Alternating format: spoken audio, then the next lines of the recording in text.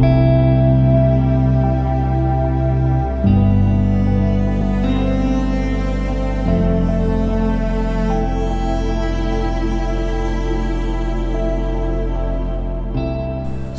warahmatullahi wabarakatuh. Guys, hari kedua di Kabupaten Katingan. Kemarin sakit, jadi hari ini baru bisa melanjutkan perjalanan.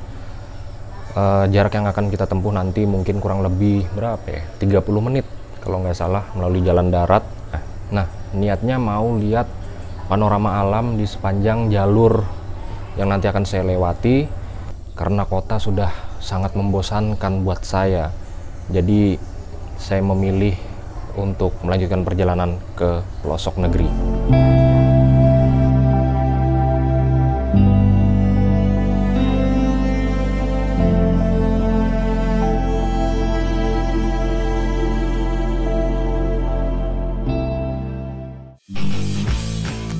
Pelosok negeri part 6.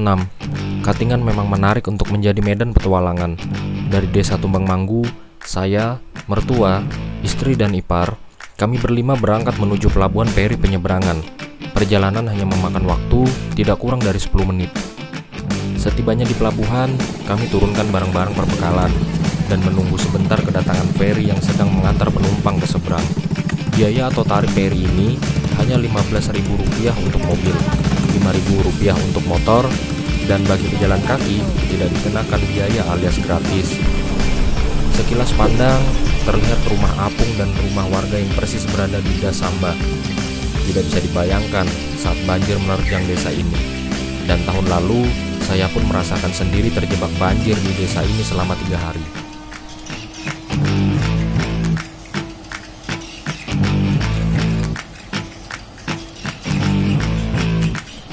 Tidak perlu menunggu waktu lama, feri akhirnya menepi menjemput kami.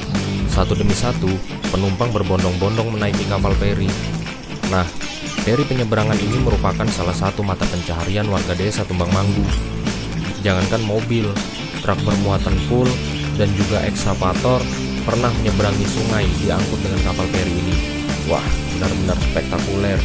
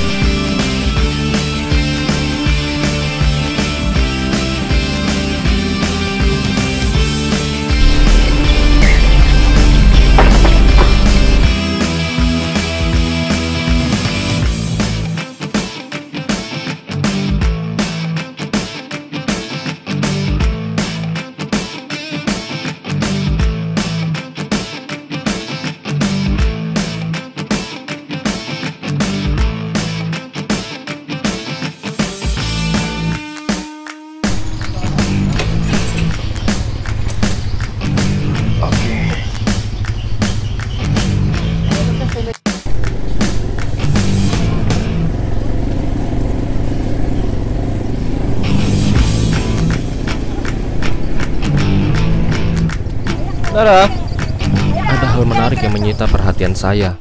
Ini adalah pertama kalinya saya melihat langsung aktivitas perusahaan dari jarak dekat. Inilah pemandangan yang tidak pernah saya temukan di kota. Tumpukan kayu-kayu besar dan panjang, alat-alat berat, baik yang masih berfungsi ataupun yang sudah rusak, semuanya sangat nampak jelas di depan mata saya. Kita sudah sampai di halte. Jadi ini tempat transit sementara. Tadi berangkat dari rumah itu, ketemu di Peri Penyeberangan, kurang lebih ada 5 menit, dan dari sini nanti akan dilanjutkan perjalanan menggunakan mobil, dan itu gratis ya. Coba jari tengahnya jangan ditampilkan terus ke kamera, malu dong dilihat se-Indonesia nanti. Oke guys, inilah pemandangan di Kabupaten Katingan. Jadi Indonesia ini benar-benar kaya, masih banyak sumber daya alam yang bisa dimanfaatkan untuk menghidupi warga sekitar.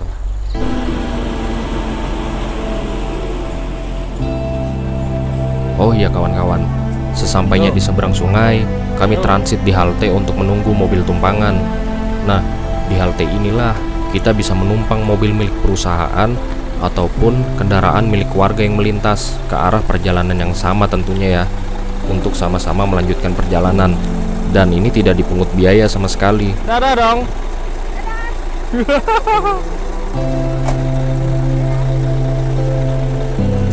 Dan nah ini dia guys, untuk warga sekitar, masyarakat terbantukan dengan adanya mobil-mobil perusahaan ataupun mobil pribadi. Jadi ini gratis ya. Oke, saatnya kita melanjutkan perjalanan. Kalau mereka naik itu naik truk lok, kalau kita lanjut naik motor lagi bersama Bapak Budi.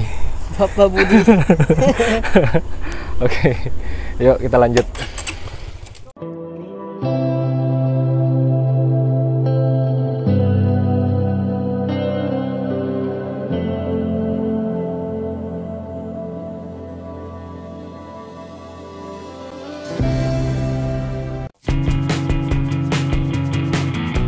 Selamat datang di pintu rimba.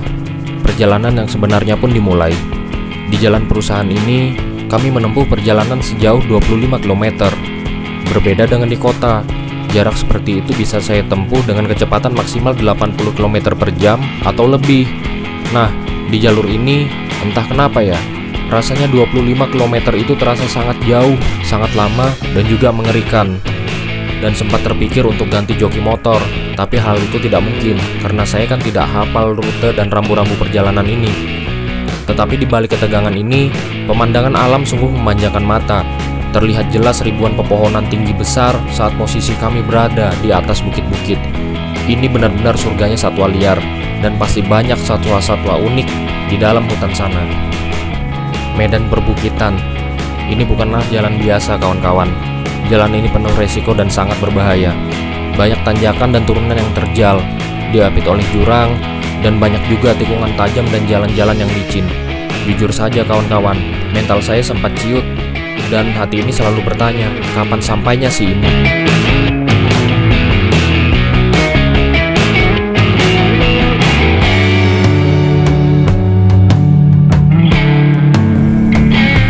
Ya, lanjut.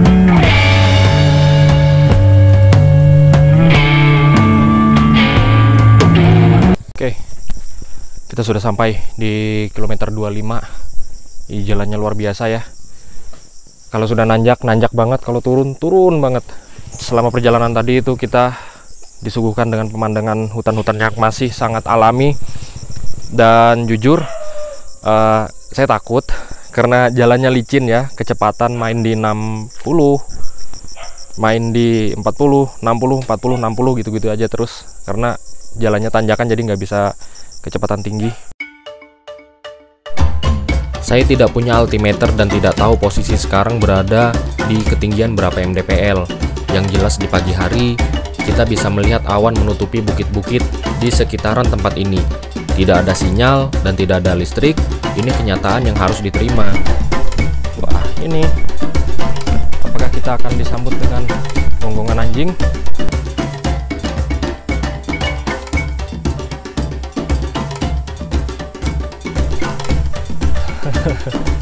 Perjalanannya luar biasa aja.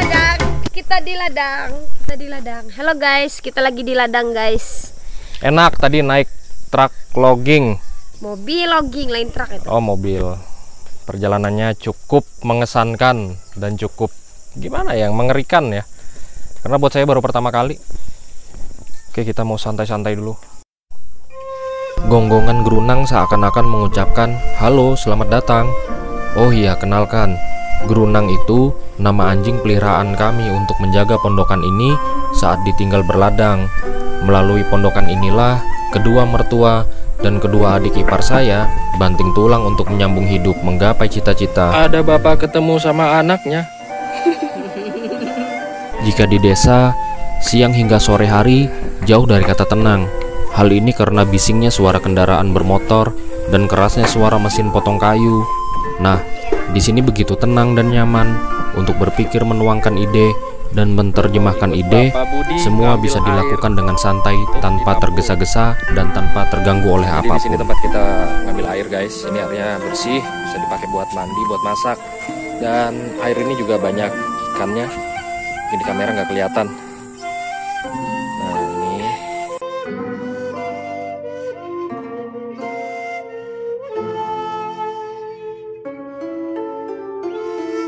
Barisan buruh bersatu. Mana Miu? 1, 2, 3, 4. Komandannya datang menagih makan. Komandannya, ini anak buahnya. Kita kamera Bapak Budi lagi membawakan air kehidupannya punya Bapak Budi. Itu tadi yang diambil oleh Bapak Budi, ada 4 jerigen. Dan ini tempat untuk masaknya, teman-teman. Jadi di sini sebenarnya bisa pakai kompor gas, tapi karena memanfaatkan alam, jadi menggunakan kayu bakar. Dan asap-asap yang ada ini itu bermanfaat untuk mengusir nyamuk-nyamuk di sekitar kita. Nah, jadi bukan tidak ada manfaatnya, semua ada manfaatnya.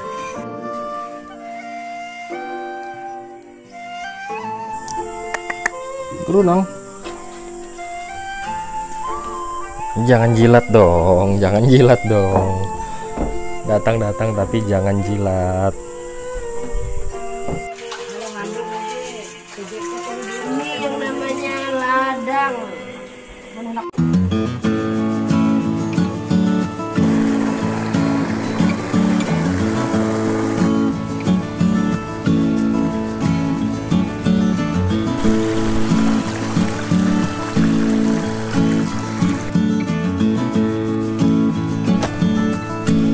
Guys, sepertinya ini akan menjadi part terakhir dari perjalanan pelosok negeri part 6 di Kabupaten Katingan.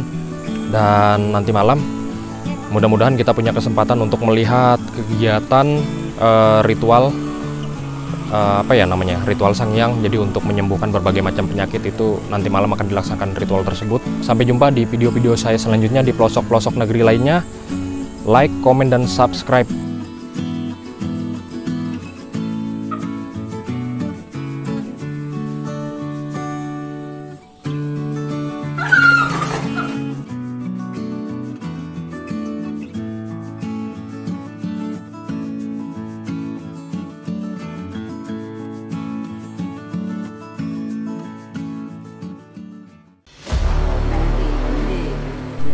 Kawan-kawan, ini adalah ritual adat Dayak, yaitu Sangyang.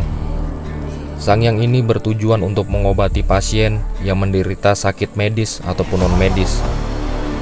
Berbagai macam penyakit yang bersumber dari penyakit medis ataupun non-medis dapat dideteksi oleh sang mediator yang telah dirasuki oleh arwah para leluhur. Berbagai macam sesajian telah disiapkan. Dan ini merupakan syarat yang diminta oleh para leluhur untuk melaksanakan acara Sangyang tersebut.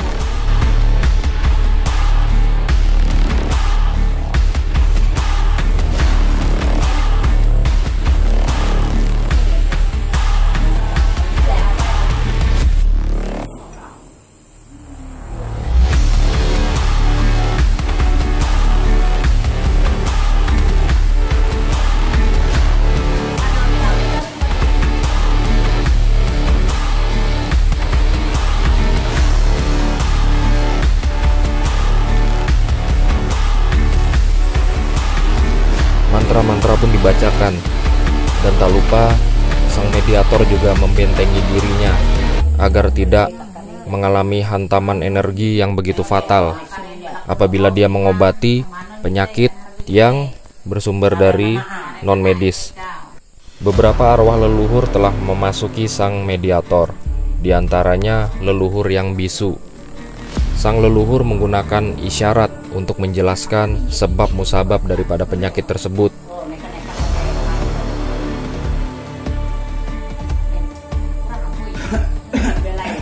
Sang leluhur turun tangan langsung untuk mengambil secara gaib sumber daripada penyakit. Biasanya penyakit-penyakit non-medis ini diantaranya yaitu susah menikah, susah mendapatkan pekerjaan, sial, penyakit menahun yang tidak bisa sembuh-sembuh diobati secara medis.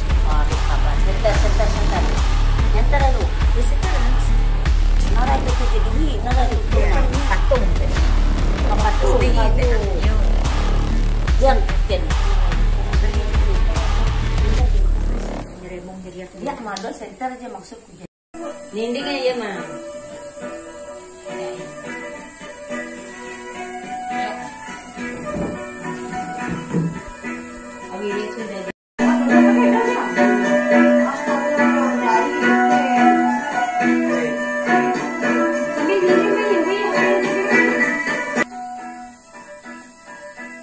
Puncak daripada sangyang ini adalah penarikan penyakit secara gaib, dan juga pasien akan dimandikan.